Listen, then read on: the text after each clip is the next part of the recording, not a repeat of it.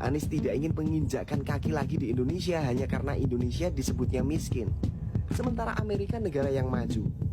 Anies tidak ingin tinggal di negara miskin. Bahkan ia pernah merencanakan untuk mengganti status kewarganegaraannya. Dari kasus masa lalunya ini, tinggal di negara miskin hanya karena Indonesia disebutnya miskin. Sementara Amerika negara yang maju. Bertahun-tahun di sana, Anies tidak ingin menginjakkan kaki lagi di Indonesia hanya karena Indonesia disebutnya miskin. Sementara Amerika negara yang maju. Anies tidak ingin tinggal di negara miskin. Bahkan ia pernah merencanakan untuk mengganti status kewarganegaraannya. Dari kasus masa lalunya ini, kita menemukan benang merahnya. Benarkah Anies Baswedan seorang sengkuni? Pertanyaan ini harus clear. Pasalnya, dugaan Anies seorang pengkhianat yang bekerja sama dengan Amerika kembali mencuat. Hal itu tak terlepas dari debat semalam, di mana Anies ngotot sekali meminta Prabowo untuk membuka data-data militer Indonesia. Padahal data itu rahasia. Kalaupun harus dibuka, itu dalam forum tertutup dan tak semua delegasi yang bisa ikut masuk. Seperti yang kita ketahui, Amerika sangat ingin menguasai Indonesia. Apalagi setelah konflik perdagangan internasional dengan Cina semakin memanas. Indonesia yang menganut politik bebas aktif dianggap sebagai negara kunci.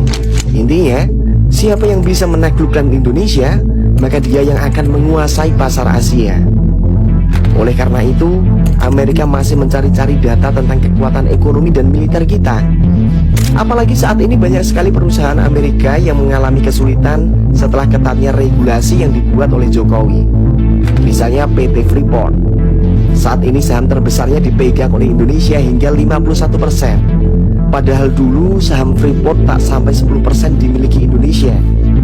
Makanya kalau akhir-akhir ini Anies disebut sengkuni, itu adalah fakta yang tak bisa disanggah kubu 01. Apakah Amerika ikut campur dalam memenangkan Anies Baswedan? Sebagai negara adidaya dan punya banyak kepentingan besar, maka jawabannya iya.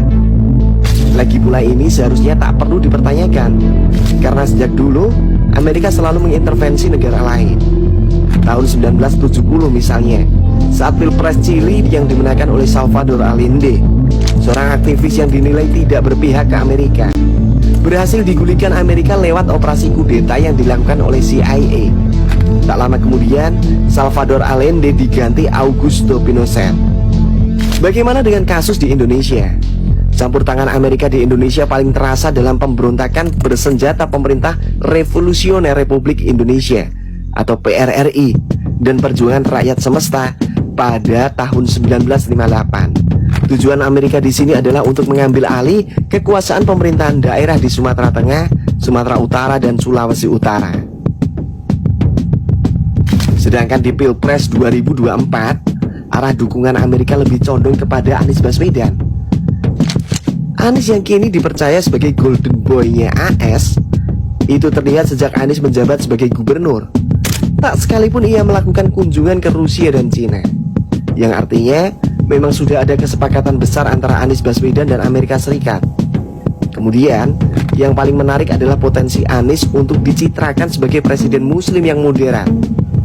Jadi pada kesimpulan ini, Anies memiliki sifat buruk.